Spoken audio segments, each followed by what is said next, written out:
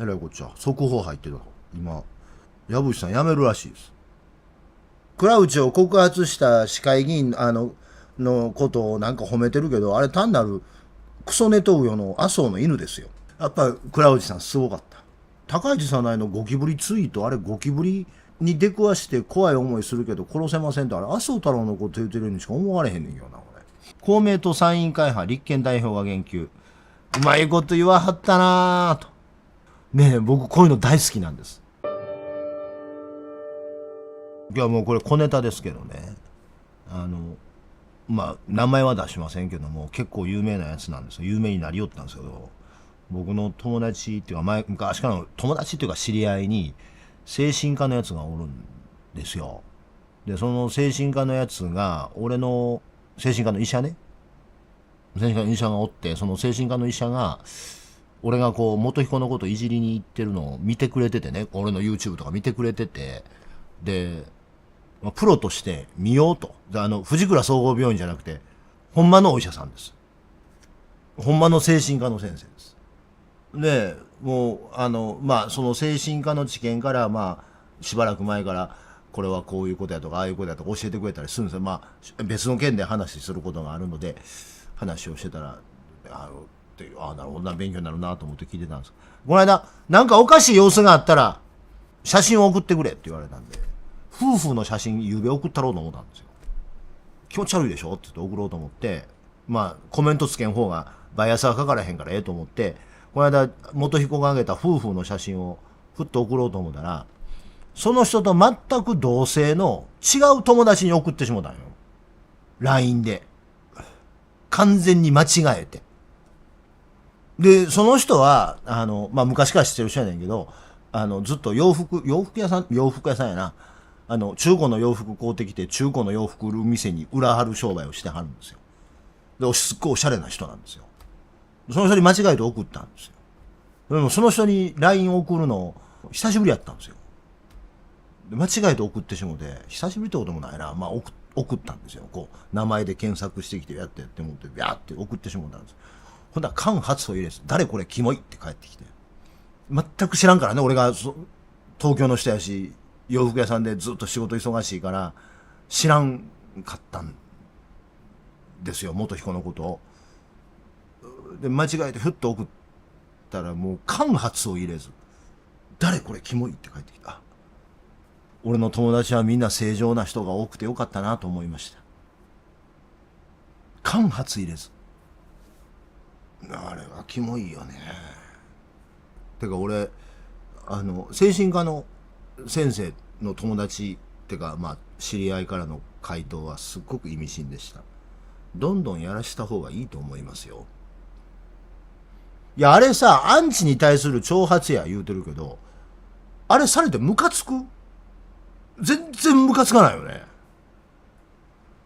気持ち悪いなとは思うけど、なんか挑発のつもりかもわからんけど、それスピッツ吠えてるのとあんまり変わらへんよね。もうスピッツだったら可愛らしいけどさ。ああ、えらいこっちゃ。えらいこっちゃ。速報入ってる。今、確認しようと思ったら。矢吹さん辞めるらしいです。で、要はあれやね。採決で辞めたくなかったんやね。自分から辞めるということにしたかったわけですね。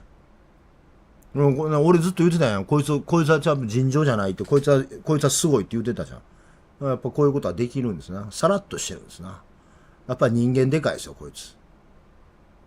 ほんで、福岡の市長、パワハラを指摘された市長、次の選挙出えへん言うてるんでしょ。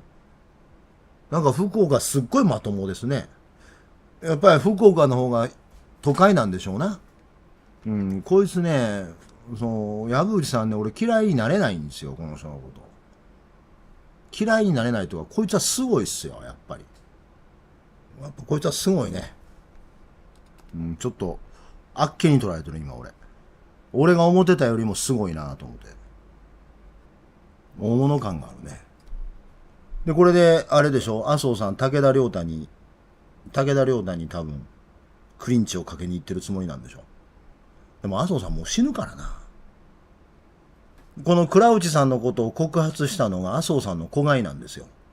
で、倉内さんは武田良太と麻生太郎の喧嘩に中立なんですよ。だから国会議員が福岡の話に口を出すなという立場らしいんですよ。で、この倉内さんって麻生の言うこと一切聞かないのよ。で、麻生さんから見ると、麻生の言うことを聞かない福岡の自民党はみんな武田良太側に見えるんでしょうよ。てか見えてるらしいんですよ。で、麻生さんはこの間からもうこの5年間ずっと武田良太になびく福岡県内の自民党を一人ずつ殺して回ってんのよ。で、別に武田良太が素晴らしいとは言わないけども、で、みんななんかその、倉内を告発した市会議員のことをなんか褒めてるけど、あれ単なるクソネトウヨの麻生の犬ですよ。これ自民党の中の内毛場見せられてんの、俺ら。で、その内毛場やということは分かってて、道具にされへんかって言ったら、ピシャッと自分でやめる方がええわな。そりゃそうですよ。第三者委員会立てたり、麻生調子乗ってまうからね。その方がええやろ。それは多分、はい、もう麻生さんも終わりですよ、これでって、もう何もできないですよってことを言うてるんです。やっぱ倉内さんすごかった。俺が思ってた通りやったわ。これで麻生さんにもう武器を渡さないということでしょ。だから麻生からすると武田良太側の人間が減ればいいわけですから、この結果アホの下億を対象にして参政党とかが福岡で伸びることは麻生にとってのメリットではあるわな。麻生さんからしたらこんな都合のええ話はないということでしょ。麻生さんで思い出したんですけど、この間の俺高市早苗のゴキブリツイート、あれゴキブリに出くわして怖い思いするけど殺せませんって、あれ麻生太郎のこと言うてるようにしか思われへんねんけどな、これ。いや、あれ、ゴキブリ、高市早苗のゴキブリツイートのゴキブリを麻生太郎の隠喩やと思って読んだら全部意味通るのよ。いや、そんな賢い、アホですよ、高市早苗は。アホですけど、田舎の弱者って元彦もそうやけど、嫌味だけはうまいね。嫌味言うのが知性や思うとんねん。元彦と高市さんのよう似てんねんて。ちゃうねんて。幸宏もそうやねんけど、田舎の知的弱者っていうのは嫌味だけはうまいねん。田舎に住んでる人だったら分かる。おじいさんおばあさんで嫌味だけうまいおじいさんおばあさん、ぎょうさんおるでしょ。で、構造的な分析はできひんのよ。で、出てきたものを捉まえて何かに例えて喋るのはうまいんやけど、構造的な分析をする知性がないという。で、お化けが出るようにゴキブリが出て秘書官に潰してもうたっていうのって、なんかこれ麻生さんのこと言うてんのかなと思いながら。っていうか、政治家の言葉というのは、ご自分に意図がなくてもそう読まれるもんです。人間汗のごとしというのはそういうことを言うんです。だから、あんな無茶苦茶な長文をあのタイミングで書くっていうことは、麻生さんが、まあ多分、アメリカも多分高市さんやったら無理やと思ってると思うから、多分高市さんから見てると麻生さんが天狗してるっていうのが見えるんでしょうな。というふうに読み取ると、ゴキブリツイート、見たゴキブリツイート。これじゃあ、ゴキブリツイートを、これね、麻生太郎に読み替えて読むとね、全部意味通るんですよ。ゴキブリを麻生太郎に読み替えて読みますね。これね。皇帝について書きましたので、よくいただくご質問についてもお答えします。皇帝にはお化けが出るそうですが、もう会いましたか。私はお化けに会ったことはないのですが、先日までは麻生太郎に会って叫び声を上げていました。議員宿舎に住んでいた頃は麻生太郎に遭遇したことはありませんでした。校庭に引っ越してからも特にダイニングテーブルの下の床は丁寧に拭き、生ゴミは丈夫な蓋付きのゴミ箱に入れ、プラスチック容器も洗って分別しましたので、ある日麻生太郎が足元を走り抜いた時はショックでした。でも私は子供の時から手塚治虫先生の火の鳥が大好きで何度も繰り返し読んできました。火の鳥は命のは姿を変えながらつながっているという輪廻の考えが描かれていて、子供なら大きな影響を受けました。そのせいか大人になった今でも麻生太郎を含めて虫を殺すことはできません。校庭を走っていた麻生太郎もこの命も長い輪廻の中にいるかもしれないなどと考え、しばらくは何とか出て行ってくれないかなと思いながら我慢していましたが、秘書官に話すと開けられました。不潔ですよ、私が対応しますときっぱりと答えてくれた圧力手当でコンバット大作戦。麻生太郎は以後現れなくなりました。ほっとしましたが、少し寂しいような悲しいような。俺麻生太郎やったら全部意味通んのよ。ゴキブリおらへんなって寂しいも悲しいもないでしょ。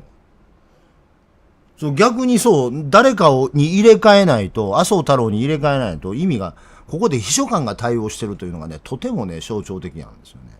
秘書官に相談してる。だから、そこまで高市さんに知性があるとは思えないって言うてる人いますけど、確かにそこまでそこまで高市さんには頭は良くないけども、田舎に行きゃね、知的弱者ってこういうもんです。嫌味だけはうまいんですよ。で、なんか言うたつもりになってはるんです。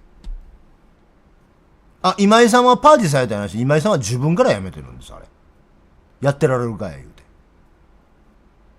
安倍政権を支えた名秘書官今井直也さんは麻生太郎に何かを言われたとかそうではなくて、近くで接している高市早苗の頭の悪さに愛想をつかせてやめたんです。まだ席は残ってるけど行ってもしてへんらしいですよ。だから佐伯さんは残ってますけどね。今井さんおらへんのですよ。そりゃそうでしょう。そりゃそうでしょ。経済産業省のエースが高橋洋一と話するような政治家とは話してないでしょ。そりゃそうでしょ。当たり前の話ですよね。当たり前の話ですよ。気持ち悪いよ。映る、アホ映るから来てほしくないっていう。そりゃそうでしょ。普通でしょ。佐伯さんはまだおるんですけどね。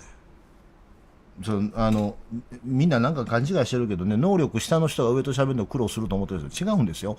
能力上の人間が下の人間と喋るのがしんどいんです。肉体的には。ほんまにしんどいですよ。学校の先生偉いなと思うんです。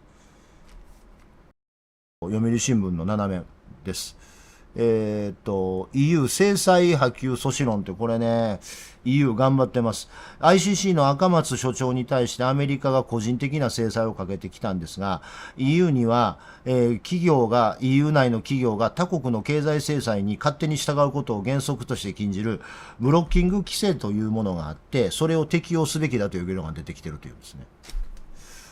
で、これは単純な話で、ICC の活動が低下すると、こういうことです。同様の組織を再び作ることは極めて困難。いや、その通りですよ。各地で戦争犯罪が行われやすくなるほか、各国の国内でも法の支配をやめる動きが広まりかねない。まさにその通りです。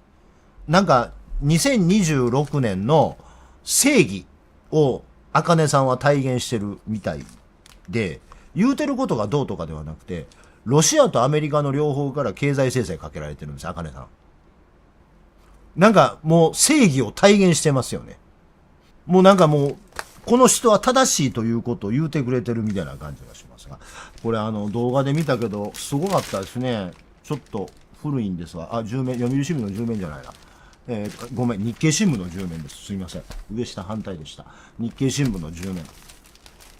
100メートル競争、中国で人型ロボットの運動大会がありまして、100メーター9秒32で、ウサイン・ボルトを超えたんですね。すごいです。で、もう、このロボット大会がね、すごく面白かった。朝日新聞が詳しく伝えてるんですけども、一面のここに写真が載ってるんですけど、ものすごい性能の人型ロボットが大量に出てきて、実際に運動競技を競うということです。で、もうね、みんな笑ってますけどね、日本人は20年前まで中国のこと笑ってたんですよ。20年前まで。覚えてる？先行者笑ってたんですよ。覚えてますか？先行者を。何が人型ロボットやねんと言うて。こんなもんお前中国何考えてんねん言うてて20年で、これわずか20年前ですよ。これから、これに20年です。あと5年ぐらいしたらジオング作るよんちゃうか。いや、マジで。いや、ガンダムどころじゃない話ような気がするよ。でもその頃になったら、足なんて飾りですっていう中国人の技術者が出てきても、偉い人にはそれが分からんのですっていう中国人技術者が出てきても、俺は不思議じゃないと思う。いや、ものすごいなと思うですね。はい、ということです。毎日新聞言っておきましょう、毎日新聞。内閣支持率横ばい、靖国要配評価分かれるって言ってるんですね。読売新聞も、世論調査を出しています。読売新聞の世論調査では、内閣支持率と不支持率はこれぐらいの開き、56% と 32% の開きがあるんですが、毎日新聞の世論調査では、不支持率が 44% で、支持率が 41% ということで逆転しました。で、これ毎日と読売で世論調査が乖離してるだけではなくて、各社ともにちょっと数字がガタガタガタガタしてるんで、民意が揺れ動いてるんでしょうね。でね、これ、面白いこと書いてるんですけど、靖国の要拝、評価分かれるって言ってるんですね。首相は終戦の日の15日、靖国神社への参拝を見送り、離れた場所から祈る要拝を行った。このことを評価するかを尋ねた質問で、評価するが 33%、評価しないが 29% と評価が分かれた。分からないは 36% なんですけど、なんで毎日新聞はここに気持ち悪いという選択肢を作んなかったんですかね。評価するが 33%、評価しないが 29%、分からないが 36% ですよ。気持ち悪いがあったら8割ぐらいは気持ち悪い言うてたでしょ。ということです。あともう一つ、これも日本らしいって話なんですけど、朝日の一面の記事なんですけど、これ大問題です。待機児童と認定されたのは昨年たったの 4% やったんです。でも、未入園児は 6.1 万人もおるんです。でも待機児童というのは昨年は 4% しかいない。これはどういうことかというと、すごく単純です。日本伝統の因数合わせってやつです。思い起こせばもう6年前ですけれども、安倍晋三さんがですね、私がですね、私の政権の中でですね、蓮舫さん座ってください。ですね、待機児童をゼロにいたします。って言うたからです。ただそれだけです。で、ゼロにするために国がやったことは何なのかというと、待機児童の定義を変えたんです。統計の定義を変えたんです。それまでの待機児童の定義は、保育園に行きたいのに行ってない人です。で、しかし、それ以後の、私がですね、この政権でですね、いいですか？辻本さん、ルール守ってください。私がですね、ここでですね、待機児童をゼロにいたしますのでね、って言うてからどうなったかいうと、希望する園に行けへんかったからということで保育園に行ってない人のことを除外するようにしてるんです。ただそれだけのことです。希望してる園に行こうと思ったけども、希望してる園がいっぱいで行かれへんから保育園に預けられへんという人は、それは希望した園に行ってないだけだから待機児童じゃないでしょという扱いになってるんです。これそう、一人書いてましたけど、昔スターリンがやった例があるんですね。スターリンは共産主義社会において失業者という概念はないって言って失業保険を潰したんです。でその次の年に失業保険の統計を見ると失業保険申請者数がゼロなので失業者はソビエト連邦からいなくなったと発表したんです。でこれこれ日本伝統の因数合わせです。因数合わせの伝統が出てきてるということです。もうしゃあないですね。そういうことです。はい。もうアホは何やったかってしゃあないと姑息なことを考えてるということです。はい。で、俺はこの人は賢いなと思いました。ああ、こういう腹芸ができるんだと思ってびっくりした、最後のびっくりしたニュースをちょこっとだけ話をして。ここです。高井さんどうでもいいです。公明党参院会派、立憲代表が言及。公明党、立憲民主党の水岡代表は、中道改革連合公明党との合流が困難な場合、参議院で公明党と統一会派を結成するためも選択肢の一つとして言及した。で、これどこで言うてるかって那覇で言うてるんですよ。で、これを立憲民主党頑張れ言うてる人らが、公明党と統一会派組んだところで損だけだぞとか言ってなんかいろんなこと言うてますけど、これね、皆岡さんこれ那覇で言うてはるんです。わざわざこういうことができる政治家が立憲民主党にもちゃんといてるんですよ。うわらいけずですね。こらいけずですね。公明党さんどっち応援してありますの言うてるんですよ。なんで皆岡さんが那覇におったんや。なんで那覇でおったんや。なんでその日那覇におったんや。何しに行ってんねん今のタイミングで那覇に。立憲民主の代表として。でしょ？公明党さんなんか知らんけど沖縄では参政党と一緒に仕事してはるらしいですな。百田直樹の保守党とも公明党さんはなんかやってはるらしいですな。っていう状況の中に玉城デニーの応援に行った立憲民主党の代表が参議院で公明党と会派組んでもええけどなーって言うてる。いやーうまいこと言うたなこの人。このタイミング待ってたんやなと思って。ごっつい闇やなと思って。悪い人やなぁと思って、うまいこと言わはったなぁと。ねえ、僕こういうの大好きなんです。こういうの大好きです。だから公明党今キーとなってるでしょうね。そりゃそうでしょう。沖縄の創価学会の信者騙して、参政党と保守党と一緒に選挙させてるんですよ、今公明党。それを恥ずかしいということを思えないような人間が創価学会の信者であるというんであれば、別にそれはええでも悪いでも何でもないです。創価学会の信者というのは、ただそれレベルの人だということなんでしょう。まあ沖縄の創価学会の信者の人は東京の都合で沖縄の意見なんて聞くこともなく、まあ東京で決めたことやから言うこと聞いて、お前らはどうせアホやねんから俺らの言うこと聞いてたらええねんというやり方で信濃町の人にええように使われてるだけなんでしょう。沖縄の創価学会の人っていうのはね、かわいそうに。もうしゃあないよ、そら選んだ道や、自分が誰に泣きついたかってしゃあない。お前らはどうせ能力が低いんだから東京の言うことを聞いておけばいいんだ。お前らは沖縄の人間なんだから東京の言うことを聞いておけと。中道改革連合、去年の2月で話したこと、なも知るかボケと。今は一生懸命自民党と一緒に選挙するんや。って言われてるんですよ、沖縄の創価学会の人らは。でそれを選んだ道やねんから、自分たちで。もうしゃあないよね。池田先生が書いた人間革命の内容かって、政治状況によって書き換えるわけですからね、あの人ら。人間革命の、俺が若い時に読んだ人間革命の内容では、池田大作先生は沖縄の米軍基地も核持ち込みも自衛隊の基地も全部反対ですよ。北西南側邪州の都お前らが邪州の都じゃん。ぜひチャンネル登録といいねボタンを押してください。